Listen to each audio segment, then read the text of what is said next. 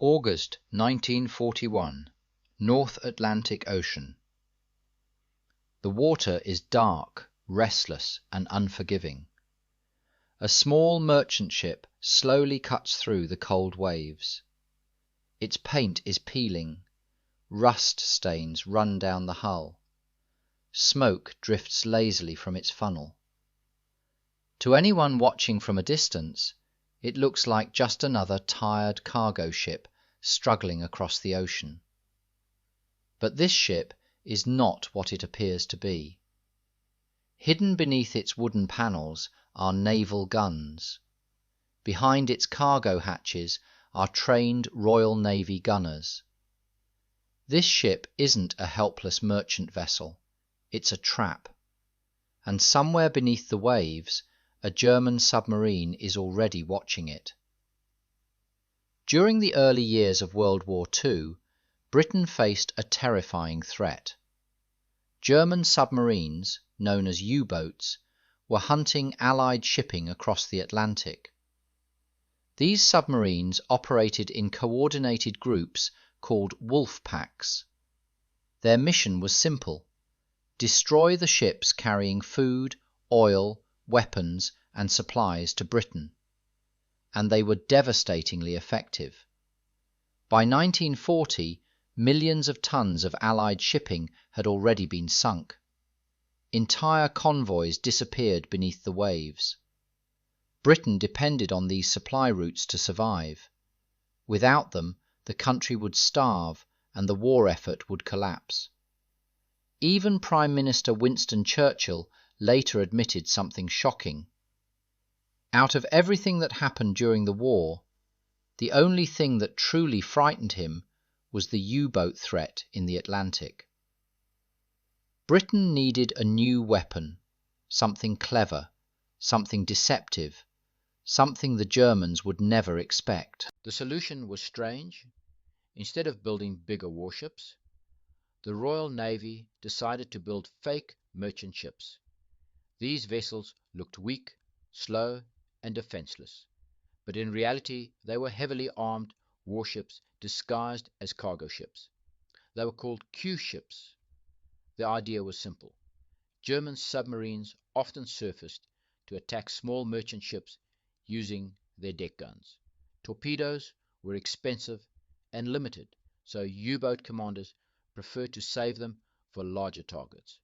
When a submarine surfaced to attack, the Q ship would suddenly reveal its hidden weapons. Panels would drop open, guns would appear, and the hunter would instantly become the hunted. Designing these ships required incredible creativity. Naval engineers converted ordinary cargo ships between 2,000 and 6,000 tons. The modifications were carefully hidden. Powerful naval guns were concealed behind fake cargo walls. Machine guns were hidden inside lifeboat structures. Depth charges were stored below deck. From the outside, the ship looked completely normal. But the most important part of the plan wasn't the weapons, it was the acting. When a German submarine approached, part of the crew performed what sailors called the panic party. These men pretended to be terrified merchant sailors. They ran across the deck, shouted orders, and launched lifeboats. To the submarine commander watching through binoculars, everything looked real. The ship appeared helpless. And that was exactly what the Royal Navy wanted. The submarine would slowly approach the ship on the surface, sometimes within a kilometer, sometimes even closer. Hidden inside the ship, Royal Navy gunners waited silently. They could hear the submarine's engine through the hull, but they could not reveal themselves too early. If they did, the submarine would dive and escape. So they waited and waited.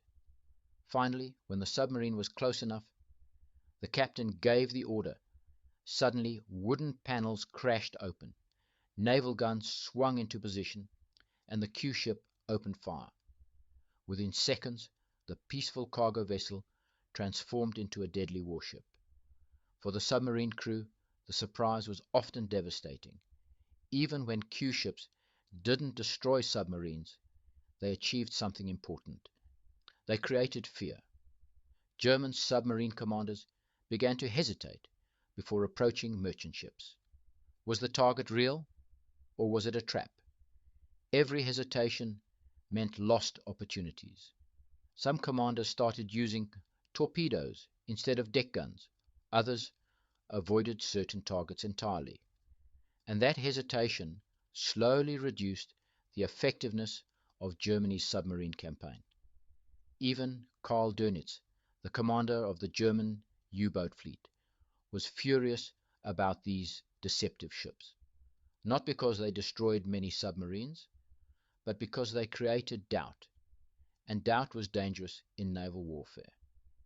Despite their clever design, Q ships had limitations.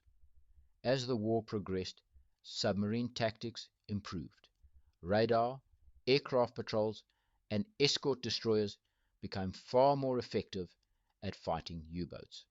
Eventually, the role of Q ships became less important. Many were retired or returned to normal merchant service, but their legacy remained. They were one of the most unusual weapons of World War II.